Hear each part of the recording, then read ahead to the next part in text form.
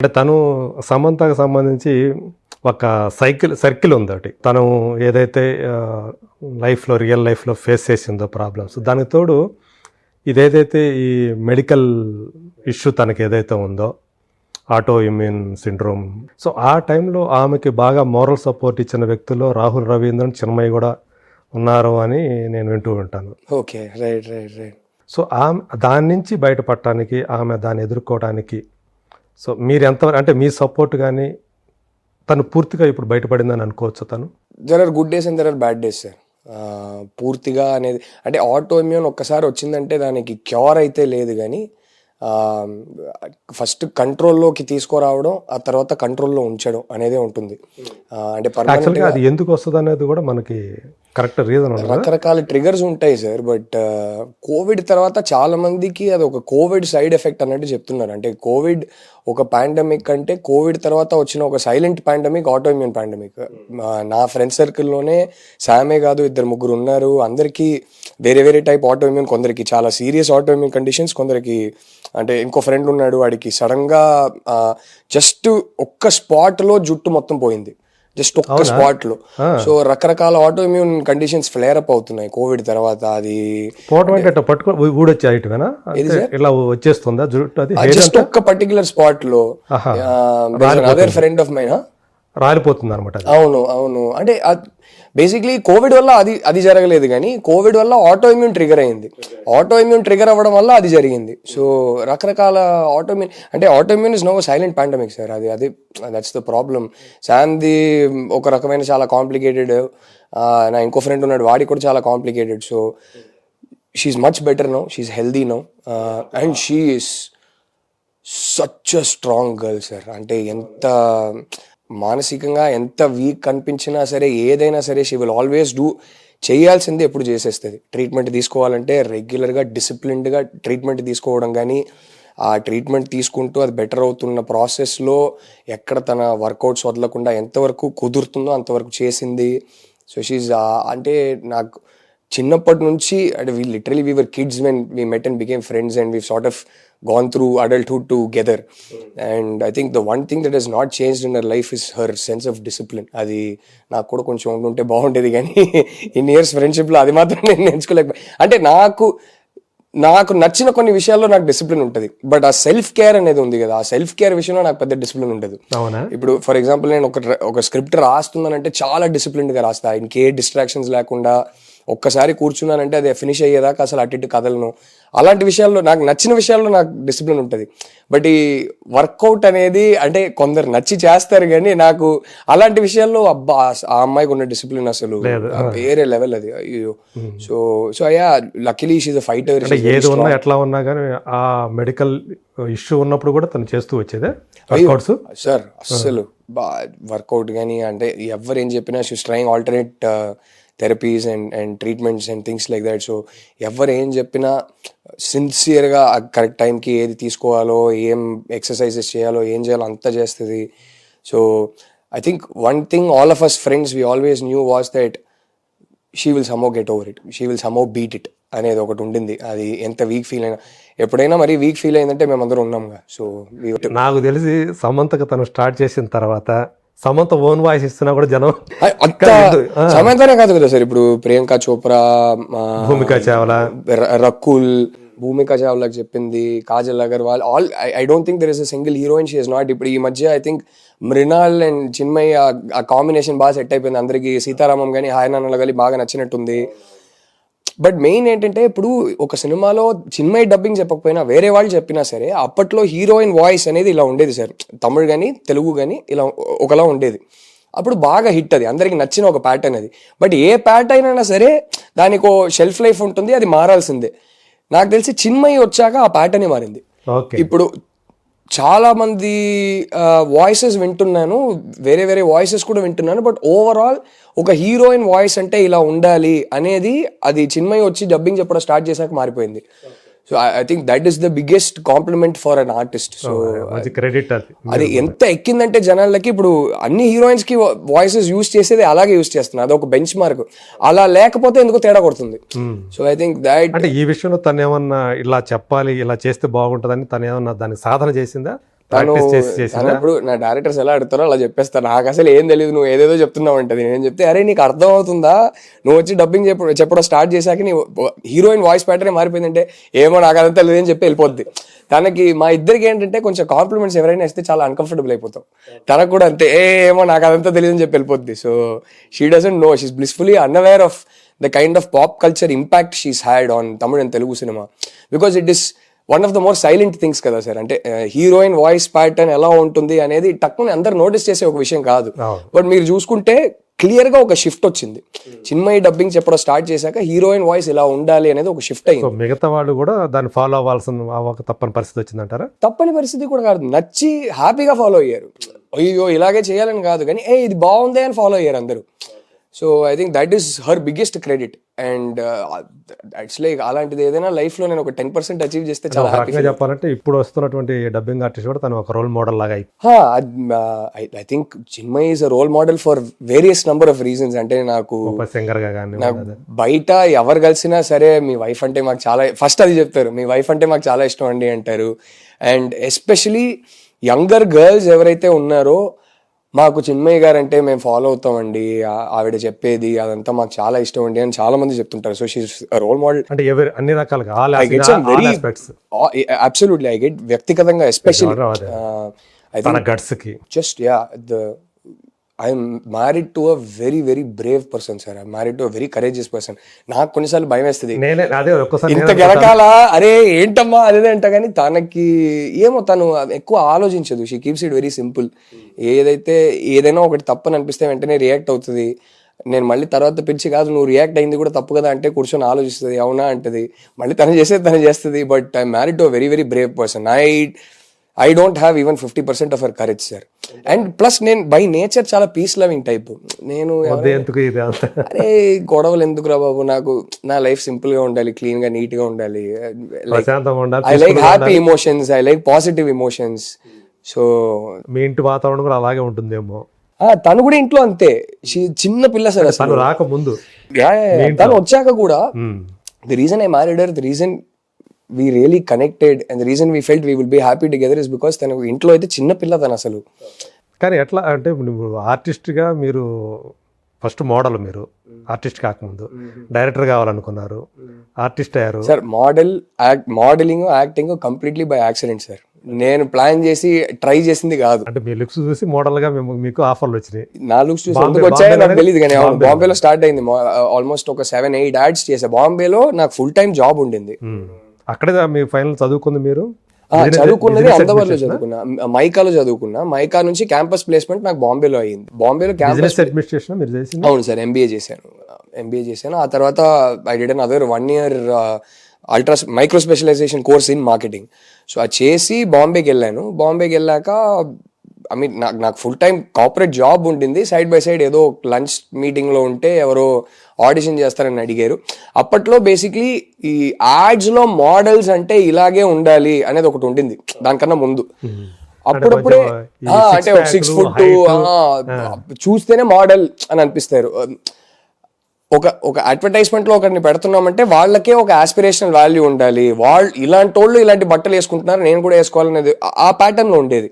Correct గా నేను బాంబేలో ఉన్న టైంకి అది మెల్లగా మారుతుంది. ఇంకా రిలేటబుల్ ఫేసెస్ పెడదాం అనేది కరెక్ట్ గా ఆ టైంలో చేంజ్ అవుతుంది. సో నాకు కూడా నన్ను పిలుస్తున్నారేంటి నాకు అర్థం కాదు, ఇంతమంది రితిక్ రోషన్లు ఉంటే బాంబేలో అనిపించేది. బట్ అప్పుడు ఒక 7-8 యాడ్స్ చేసా ప్యూర్లీ బై యాక్సిడెంట్. అది చేసి నేను జాబ్ వదిలేసి నాకు ఇంకా ఇప్పుడు ట్రై చేయకపోతే ఎప్పుడు ట్రై చేయను. నాకు ఒక ప్రమోషన్ డ్యూ సార్ నాకు జాబ్లో. సో అది నాకు ఇప్పుడు శాలరీ పెరిగితే మళ్ళీ నేను ఏదో వెళ్ళి ఒక ఫస్ట్ కార్ తీసుకుంటా, ఈఎంఐ లోచాలో పడిపోతా నేను. ఆ తర్వాత జాబ్ వదలడానికి గట్స్ రాదు, చేయాలంటే ఇప్పుడే చేసేద్దాం అని చెప్పి నాకు ఆల్మోస్ట్ 7th 8th స్టాండర్డ్ నుంచి నాకు ఫిల్మ్ మేకర్ కావాలి నాకు అనేది ఉండింది. ఓకే. సో నేను జాబ్ వదిలేసి చెన్నైకి వచ్చేసా అసిస్టెంట్ డైరెక్టర్ జాబ్ వెతుద్దామని. నా మైండ్ లో అప్పుడు ఇన్స్పిరేషన్ ఎవరు డైరెక్షన్ లో కావాలంట అనుకోవడానికి? ఏ మంచి సినిమా తీసిన డైరెక్టర్ అయినా సరే ఇన్స్పిరేషన్. ఫస్ట్ సినిమా అంటే నాకు ప్రేమ వచ్చింది ఒక I must have been 12 or 13 years old sir. Nayagan చూసా సినిమా, రిలీజ్ అయినప్పుడు కాదు కానీ తర్వాత టీవీలో ఫస్ట్ టైం చూసా. కమల్ హాసన్ మణిరత్నం గారిది నాయగన్ సినిమా చూసి ఐ థింక్ ఆ సినిమానే ఫస్ట్ టైం ఓహో అంటే చిన్నప్పుడు మనకి ఇది ఒక సినిమా, ఇది ఎవరో తీశారు ఇదంతా ఉండదు కదా, జస్ట్ సినిమా అంటే చూస్తుంటాం. ఆ సినిమా చూసాక ఇది ఇంత కంప్లీట్లీ డిఫరెంట్గా ఉంది, అయితే దీన్ని ఎవరు తీశారు, ఎలా తీసుకుంటారు, ఆ మనిషి మైండ్ సెట్ ఏంటి, ఈయన మాత్రం ఎందుకు ఇంత డిఫరెంట్గా తీస్తున్నారు, ఈ మనిషి ఏంటి ఇలా యాక్టింగ్ చేస్తున్నారు, వేరే వాళ్ళు ఇట్లా యాక్టింగ్ చేయట్లేదే. సో ఎక్కడో సినిమా అనే దాని మీద ఇంట్రెస్ట్ వచ్చింది ఆ సినిమా చూసి సార్. మెల్లగా then just fell in love with cinema. So job వదిలేసి మనం అసిస్టెంట్ డైరెక్టర్గా అయిపోదాం అని చెప్పి నేను చెన్నైకి వచ్చా. నాకు అప్పుడు తెలియదు ఏంటంటే అసిస్టెంట్ డైరెక్టర్ జాబే కదా ఎవరో ఒకరు ఇచ్చేస్తారనుకున్నా, అస్సలు దొరకట్లేదు సార్. నేనేమనుకున్నానంటే నాన్న నన్ను ఎడ్యుకేషన్ లోన్ తీసుకొని ఇవ్వట్లేదు, ఆయనే అది నా బాధ్యత అని చెప్పి వద్దు నాన్న నేను తీసుకుంటా ఏదంటే ఆయన వదలట్లేదు, ఆయనే లోన్ తీసుకొని ఆయనే చదివించారు. సో నేను నా కెరియర్ స్టార్ట్ చేసినప్పుడు నా లక్కు చాలా మందికి దొరకని లక్కు జీరోలో స్టార్ట్ చేశా, నెగిటివ్లో కాదు. చాలా మంది క్యాంపస్ ప్లేస్మెంట్ అయ్యాక ఫస్ట్ ఆ లోన్ రీపే చేయాలనే ఒక ప్రెషర్తో స్టార్ట్ చేస్తారు కెరియర్. నాకు ఆ ప్రెషర్ లేదు. సో నేనేమనుకున్నానంటే నాన్న దగ్గర మళ్ళీ డబ్బుల కోసం వెళ్ళకూడదు, ఆయన చదివించారు, మళ్ళీ ఆయన దగ్గర డబ్బుల కోసం వెళ్ళకూడదు, మనం మంచిగా సేవ్ చేసుకుందాం. అది నాకు ఈ యాడ్స్ హెల్ప్ అయినాయి. యాడ్స్లో వచ్చిన పాకెట్ మనీ వల్ల సేవింగ్స్ ఇంకా త్వరగా అయింది. సో అప్పట్లో 1.5 lakhs సేవ్ చేసుకున్నా. ఈ 1.5 lakhsతో నేను వెళ్ళి ఇంట్లో ఉంటే నాకు ఒక 1 year 2 years నేను బ్రేక్ తీసుకోవచ్చు, మళ్ళీ నాన్న దగ్గర డబ్బులు అడగకుండా. అంటే ఫోన్ బిల్నో లేకపోతే బయటికి వెళ్ళి ఫ్రెండ్స్తో బయటికి వెళ్ళడంనో అలాంటిది అలవాట్లు ఏం లేవు, తాగే అలవాటు ఏం లేదు. సో ఆ ఖర్చులు ఉండవు. సో నాకు ఈ డబ్బులు అయిపోయేదాకా సినిమా ట్రై చేద్దాం, చిన్న చిన్న పాకెట్ మనీ అంటే చాలు మనకి, అది ఉంది చేతిలో. సో ఈ డబ్బులు అయిపోయేదాకా సినిమా ట్రై చేద్దాం, డబ్బులు అయిపోతే నోరు మూసుకొని మళ్ళీ వచ్చి జాబ్లో జాయిన్ అయిపోదాం అని చెప్పి నా బాస్ కూడా చెప్పేసి వచ్చాను. నేను దయచేసి తిరిగి వస్తే అదే లెవెల్లో స్టార్ట్ చేస్తాను, నాకు పర్లేదు, కానీ నాకు జాబ్ మాత్రం మీరు ఇవ్వాలని చెప్తే నో ప్రాబ్లం లేదు, నువ్వు తిరిగి వచ్చే నేనే తీసుకుంటానని చెప్పి పంపించారు. అప్పుడు చెన్నైకి వస్తే అస్సలు నేను మెడ్రాస్ టాకీస్కి మణిరత్నం గారిని ఒకసారి కలవాలి, అది నేను చాలా ఈజీ అనుకుని వచ్చాను, నేను పిచ్చోడు. తర్వాత గౌతమ్ మేనన్ గారి ఆఫీసు, అప్పట్లో డూయట్ మూవీస్లో చాలా సినిమాలు చేసేవారు, ప్రకాష్ రాజ్ గారి ఆఫీస్. ఎలాగైనా ఎవరినో ఒకరిని కలిస్తే జాబ్లో సెట్ అయిపోతా అదే అనుకుని వస్తే అప్పుడు అర్థమైంది, ఓహో నాలాగా ఒక 10,000 మంది ఉన్నారు, ఎవరికి అపాయింట్మెంట్ ఎంతమందిని కలుస్తారు, వాళ్ళు కలవాలన్నా ప్రాక్టికల్గా కుదరదు, ఏదైనా ఒక్క కాంటాక్ట్ ఉంటేనే ఇది వర్కౌట్ అవుతుందని అర్థమైంది. నా దగ్గర ఒక్క కాంటాక్ట్ లేదు సినిమాలో, ఎవ్వరూ తెలియదు అసలు, ఎవరినో అడిగి ఎవరి త్రూనో వెళ్దామంటే ఎవ్వరు తెలియదు, ఏం చేయాలో అర్థం కాలేదు. అప్పుడు నేను బాంబేలో చేసిన ఏదో ఒక యాడ్ చూసి ఆడిషన్ పిలిచారు. సో ఆడిషన్కి వెళ్ళినప్పుడు కూడా వీళ్ళు ఏదో ఓకే ఎవరో పాపం అనుకోని రోజు వస్తున్నాడు అపాయింట్మెంట్ అడుగుతున్నాయని చెప్పి ఎవరో రికమెండ్ చేశారు అనుకున్నా. కట్ చేస్తే వాళ్ళు సీన్ పేపర్ ఇచ్చి కెమెరా ఆన్ చేసి డైలాగ్స్ చెప్పమన్నారు. నాకు అప్పటికి అర్థం కాల, డైలాగ్స్ మొత్తం చెప్పేసి వెళ్తుంటే, సార్ అసిస్టెంట్ డైరెక్టర్స్కి కూడా ఆడిషన్ తీసుకుంటారా, ఎందుకు సార్ అంటే డైలాగ్ ఏమైనా ప్రాంప్టింగ్ చేయాలన్నా అంటే అసిస్టెంట్ డైరెక్టర్ ఎవడన్నారు రా, ఇది ఆడిషన్ అన్నారు. ఆడిషన్ అవునా, ఏ రోల్ సార్ అన్న, హీరో రోల్ రా అన్నారు. సరే ఏదో ఒకటి ఎంట్రీలే అని చెప్పి యాక్టర్ అయిపోయా అంతే. అదే మాస్కో అవును, ఆ సినిమా కో డైరెక్టరే నన్ను ఆడిషన్ తీసుకుంది, ఇప్పటికీ ఆ కాన్వర్సేషన్ గుర్తుంది.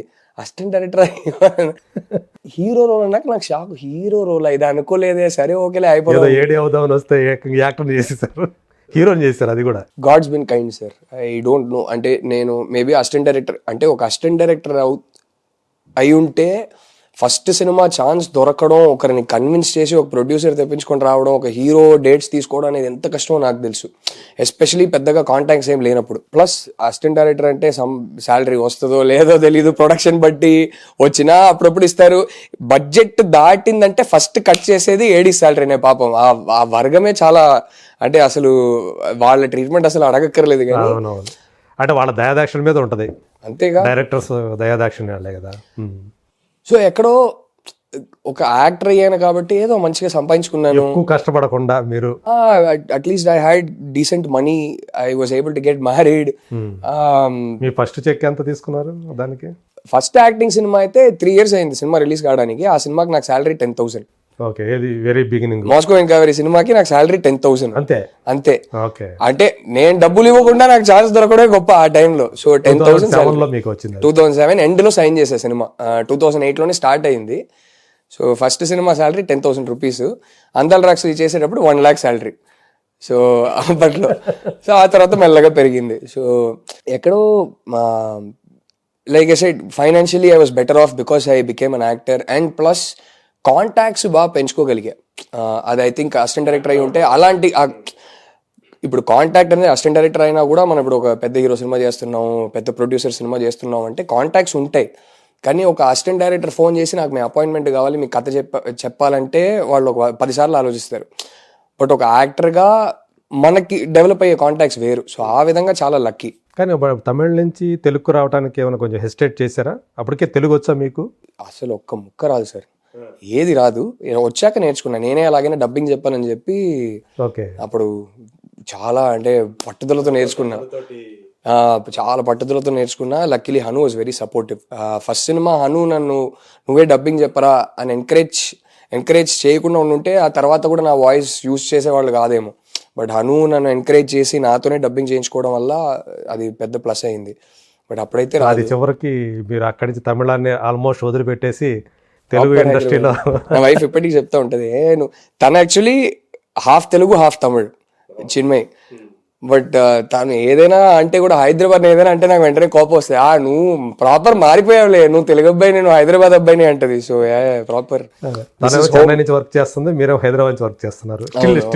స్టిల్ అంటే పిల్లలు పుట్టాక now we're figuring out there. Okay, ఇప్పుడు 2 సిటీ మ్యారేజ్ అయితే కుదరదు, we need to figure out పిల్లల్ని ఎక్కడ స్కూల్లో పెట్టాలని. 99% హైదరాబాదే ఉంటది. ఇప్పుడైతే చెన్నైలోనే ఉంటున్నారు తను? లేదు, ఇప్పుడు ప్రస్తుతానికి హైదరాబాద్ లో ఉన్నారు. అది ఎప్పుడు అంతే, నేను ఫ్రీ అంటే నేను అక్కడ వెళ్ళిపోతా, తను ఫ్రీ అంటే తను వచ్చేస్తుంది. ఇద్దరు కూడా షట్లింగ్ చేయటమే. ఇప్పుడు దాకా అలా మ్యారేజ్ చేసాం. ఇప్పుడు పిల్లలు పుట్టారు కాబట్టి ఏదో ఒక చోట ఇప్పుడు డిసైడ్ చేసుకొని అక్కడ స్కూల్లో పెట్టాలి. But I think generally quality of life probably Hyderabad the best city in the country. So తను కూడా, అండ్ నా వర్క్ అంతా ఇక్కడే, బట్ తనకి అక్కడ వర్క్ ఉంది, ఇక్కడ వర్క్ ఉంది. సో అదే మాట్లాడుకుంటున్నాం ఏంటి. But at the same time I don't want her to compromise on her career one bit. అందుకే పిల్లలు పుట్టేదాకా అసలు we maintain that. No problem, you if bulk of your work is in Chennai, you stay in Chennai, I stay in Hyderabad. తను వస్తుంది, నేను వెళ్తా. ఇప్పుడు for the sake of our kids we have to make a decision. So we also like okay, Chennai base అని అనుకుంటే నా work మొత్తం ఇక్కడే కాబట్టి I will spend a lot of time away from kids.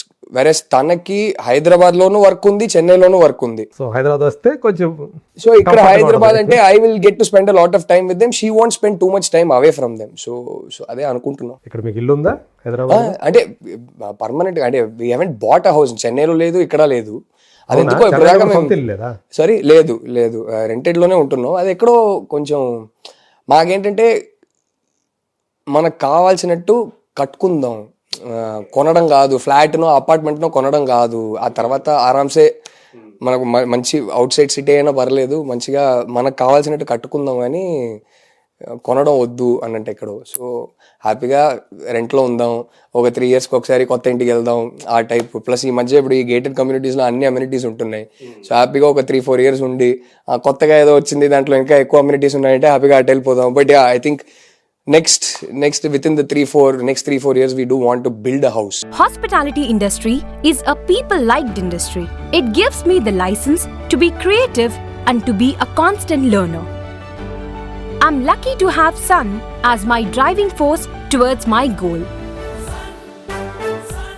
Sun International, Hyderabad, Visakhapatnam.